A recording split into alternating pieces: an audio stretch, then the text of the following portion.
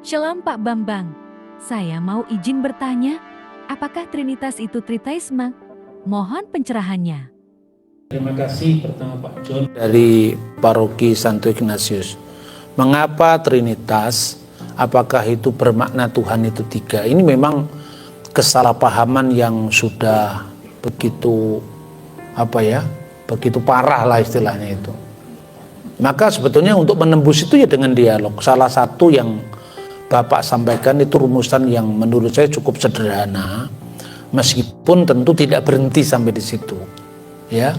Sebab begini, kalau misalnya kita membaca dalam teks kitab suci, seperti roh manusia yang ada dalam diri manusia, begitu roh Allah menyelidiki segala sesuatu. Di sini ada semacam paralelisasi bahwa roh Allah itu rohnya Allah sendiri yang berdiam kekal dalam diri Allah bersama dengan Sang Firman, kan begitu. Namun segala perumpamaan apapun tentang Tritunggal itu kan selalu mengandung keterbatasan. Karena kalau pribadi manusia itu kan terbatas. Jadi misalnya antara kita, ya wujud kita dengan roh kita, dengan pikiran kita kan tidak bisa berkomunikasi. Karena apa? Karena itulah manusia kesepian. Tapi antara Bapa, Putra dan Roh Kudus, Allah, firman-Nya dan rohnya itu bisa berkomunikasi. Itu yang namanya perikoresis, saling mendiami satu sama lain. Maka disitulah misteri itu mengungkapkan tentang keabadian Tuhan.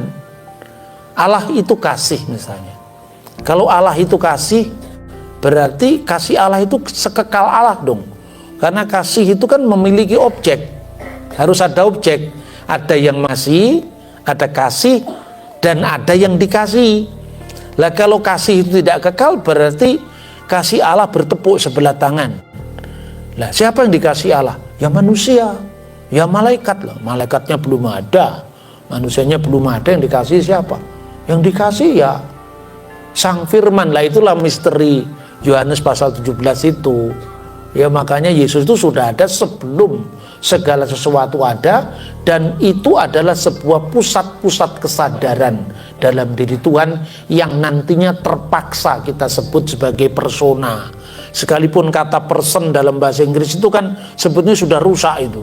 Ketika Sigmund Freud menemukan teori psikoanalisa itu kan akhirnya yang dulunya dimaknai sebagai pusat kesadaran secara metafisik, ya, metaphysical personality menjadi psychological personality.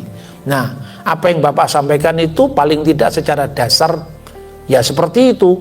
Cuman kalau itu didiskusikan lebih lanjut, masih perlu diperdalam lagi bagaimana Bapa, Putra dan Roh Kudus itu dalam relasi kekal yang saling berkomunikasi, yang itu tidak bisa diterapkan untuk makhluk siapapun. Tuh.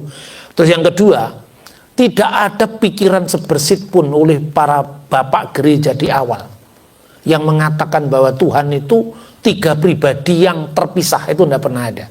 Itulah sebabnya ketika Tertullian terpaksa menggunakan terjemahan hipostasis dengan persona, tres personae itu, maka ditambahkan dengan diskresi non separati, distingsi non divisi. Agar apa?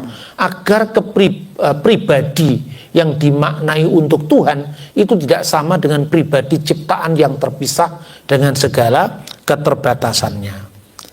Oke Pak Bambang, penjelasan Anda sangat mencerahkan dan menguatkan iman kami. Terima kasih, Tuhan Yesus memberkati.